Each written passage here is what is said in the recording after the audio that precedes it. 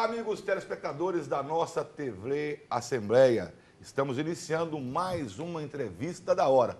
O tema de hoje trata-se da piracema, esse período aí de ciclo de reprodução dos peixes que dura no período compreendido entre novembro e fevereiro e que será ampliado devido aí a uma nota recomendatória do Ministério Público, tentando ampliar esse período de defeso de outubro até março.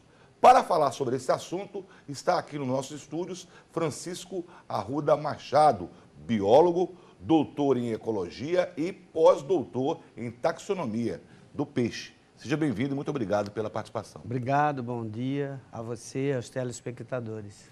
Bom, para iniciarmos esse assunto, ou antes de iniciarmos esse assunto, que também, assim como a instituição desse defeso, anos atrás, gerou, esse período de ampliação de outubro para março também tem gerado alguns desconfortos em alguns setores, principalmente da economia. Mas aqueles que defendem o meio ambiente, o setor da ecologia, garante que é uma medida que se faz necessária. Para entendermos um pouquinho e antes da entrevista, gostaríamos de pedir aí para a técnica que rodasse uma matéria feita pela Priscila, que fala justamente desse assunto e você irá compreender um pouco melhor o que estaremos tratando nessa entrevista. Roda para a gente o VT. Atualmente, o período proibitivo da pesca dura 4 meses, de novembro a fevereiro. O relatório que baseou a decisão do MP recomenda que esse tempo seja ampliado para 6 meses, começando em outubro e terminando em março. Estudos objetivando identificar as diferentes fases de reprodução dos peixes eufílicos, né, peixes das bacias de Mato Grosso. E esses estudos científicos, eles demonstraram a necessidade de que o período de defeso seja estendido, ou seja, de outubro a março. A lei que determinou o tempo da piracema também dá a possibilidade desse período ser alterado, atendendo a estudos técnicos que comprovem sua necessidade. O promotor de justiça destaca: além do relatório que fundamentou a decisão, outros estudos tratam do assunto. Segundo a Secretaria de Estado de Meio Ambiente, é o Conselho Estadual de Pesca quem define o tempo da piracema. Portanto, cabe a ele analisar a recomendação do Ministério Público. A próxima reunião do Conselho deve acontecer em fevereiro. A notificação já foi expedida pelo MP. Após o recebimento, a SEMA tem 15 dias úteis para informar se acata ou não a recomendação. O que o Ministério Público está defendendo e o que a SEMA também defende, com certeza, é a sustentabilidade, é o meio ambiente. Então, na hipótese de não ser atendida, caberia uma ação civil pública, com certeza. Bom, o responsável por esse estudo que você viu sendo aludido aí na entrevista foi justamente o biólogo que está aqui ao nosso lado, o doutor Francisco Arruda Machado, que elaborou esse relatório com os aspectos relacionados a esse período de reprodução. Eu gostaria que você falasse um pouco a respeito dessa provocação para o estudo e a questão também dessa nota recomendatória do Ministério Público. Eu gostaria de iniciar com coisas simples, que as pessoas possam entender. Eu tenho 62 anos de idade. O meu pai é de Barranco Alto, Santo Antônio de Leverger. Num determinado momento de percepção da minha vida, eu já comia em outubro bolinhos de ova de pacu, de fêmea, né? Uhum. E também comia esse bolinho em março. E na proa de uma canoa, eu recebi de pai, de avô, de tios, de pessoas adultas, ribeirinhas, uma série de informações que propiciaram, ao estudar biologia e me especializar em peixes de água doce, a tornarem informações extremamente importantes. Então, eu tenho falado sem nenhuma ressonância há mais de 25 anos de que os processos reprodutivos temporalmente ocorrem de outubro a março e que uma sustentação para pescarias, para a economia, deveria prever que nós tivéssemos 6 meses de pescarias e 6 meses de um descanso aos peixes.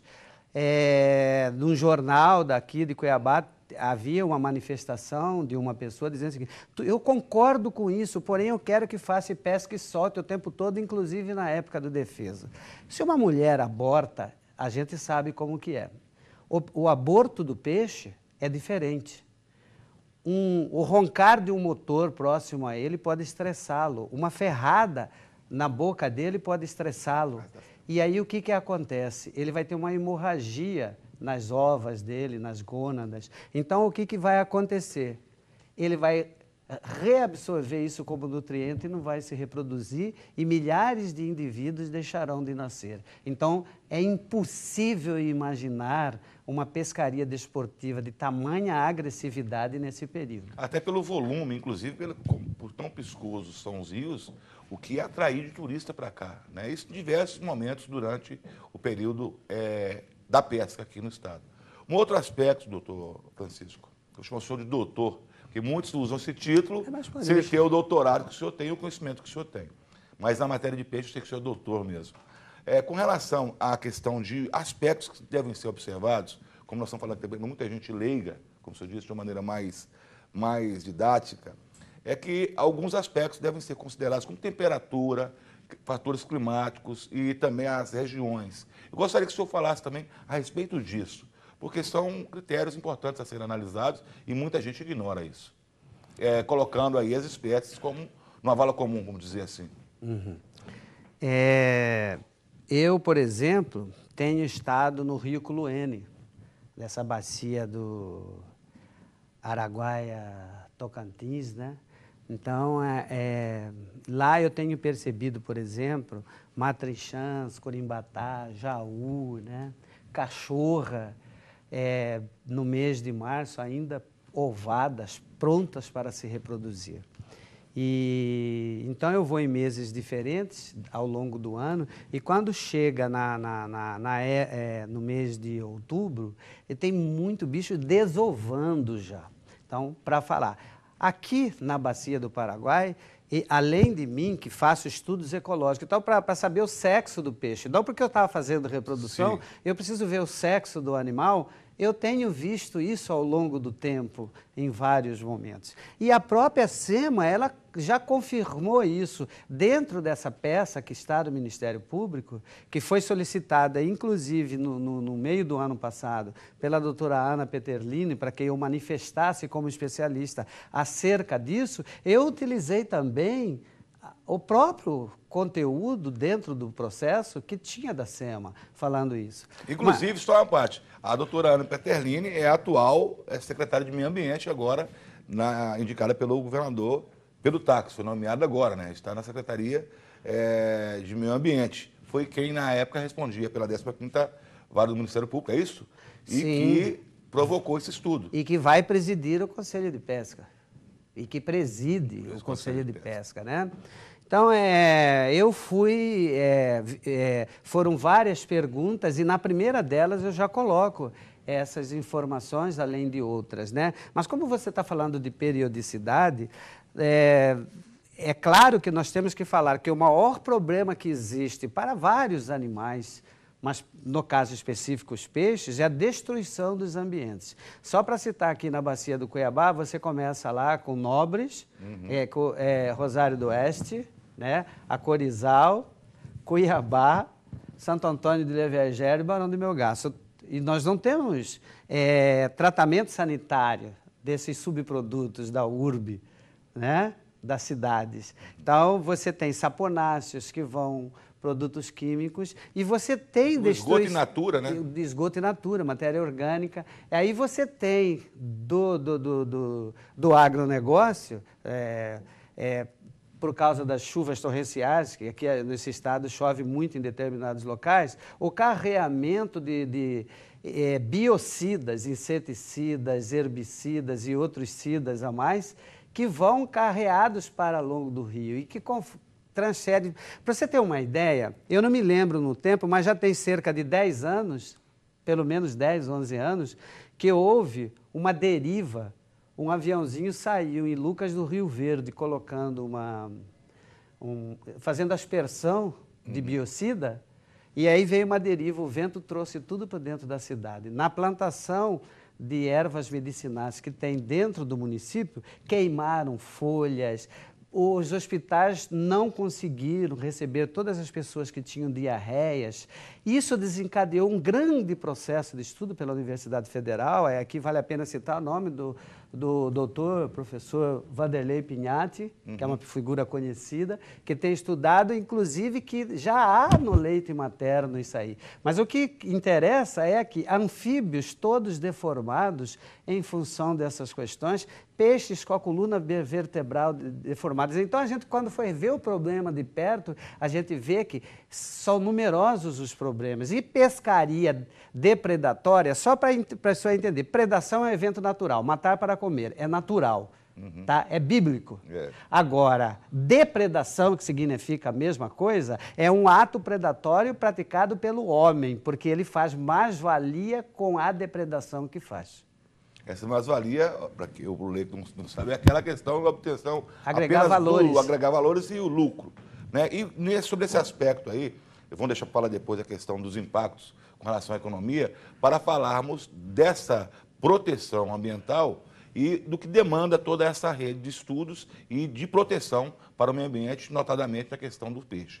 Existe a questão da sensibilidade de algumas espécies. É isso que eu gostaria que o senhor falasse. Esses estudos, como o senhor falou, que desde a mais tenra idade, a questão até empírica que o senhor tinha lá na Barranca do Rio, comendo bolinho de ova de peixe em outubro e também em março, né? Poderiam, se precisar, esse período, que realmente é o período da desova, mas espécies, outras, das diversas espécies, eu gostaria que o senhor precisasse se tem um período específico para cada uma, ou se acontece esse ciclo num período natural e uniforme.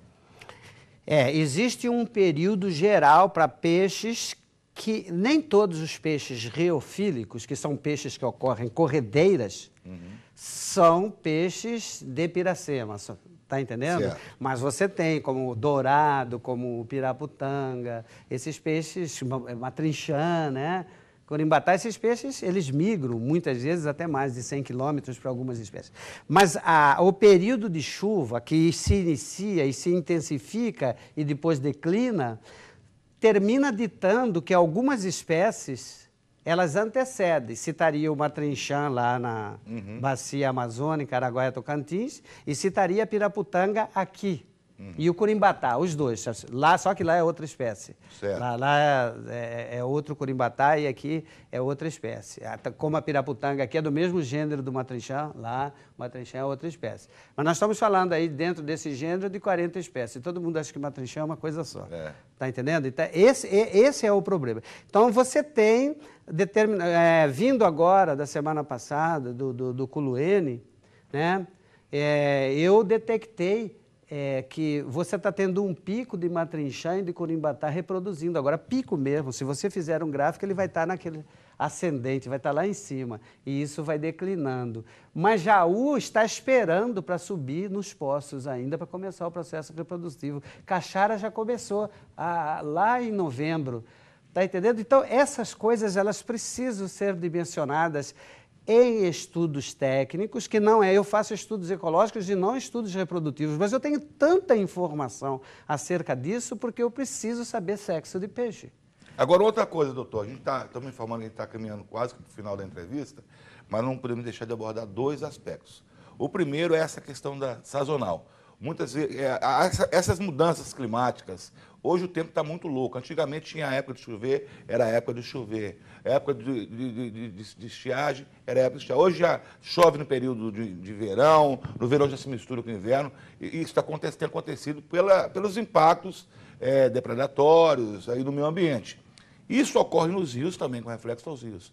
Esse período, ele pode mudar, ele pode migrar durante o ano, o período de reprodução, ou não?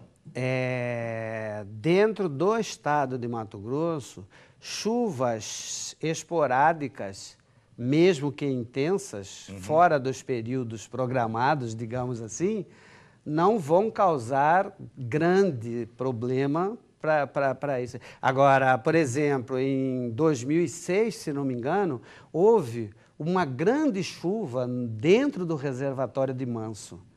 e que causou uma enchente extemporânea aqui por alguns dias. Isso fez com que ninhegos e ovos de gaivotas, de 2 espécies de gaivotas, que deixam os seus ovos e os seus filhotinhos nas praias, morressem, porque 5 centímetros de lâmina d'água fez com que morressem a maioria. Gado que ficou no campo, que ficou preso, ficou lá, houve uma grande mortalidade. Essas ações, inclusive, estão correndo contra o consórcio de Manson, está entendendo? Agora, com relação ao peixe, o que ocorre mesmo no Mato Grosso ainda, o forte da chuva, ela é de outubro, ela tem esse pico agora, final de dezembro, janeiro, vai declinando, fevereiro, tem março, abril ainda tem chuva. Mas o forte mesmo acontece nesse período. Só acredito que esses 4 meses, pelo que nós entendemos, o seu estudo aponta que esses 4 meses, hoje, praticados, quer dizer, novembro, janeiro, fevereiro, novembro, dezembro, janeiro, fevereiro, não são suficientes para estar, vamos dizer assim, atingindo todo esse contingente, toda essa povoação dos peixes para a proteção de defeso. É isso? Tem que se ampliar para os 6 meses, sob pena de perdermos durante os próximos anos.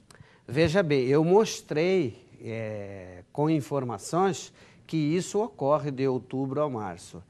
Agora, deixar que não se reproduza em outubro alguns indivíduos já maduros, e que também a mesma coisa em março, vai significar milhares ou até milhões de ovos que deixarão de ser fecundados, que não vão eclodir, que não vão processar. E isso, a cada dia que passa, minimiza os cardumes, as quantidades de peixe nos rios, que no passado, digamos 30 anos atrás, nós tínhamos cerca de 100 peixes para um pescador. Hoje nós temos um peixe para cada 100 pescadores. Então a situação é muito difícil, mas eu encerro dizendo que o que é muito importante é manter o bom senso, porque não se faz sustentabilidade, como disse o Dr. Gerson, sem conhecimento.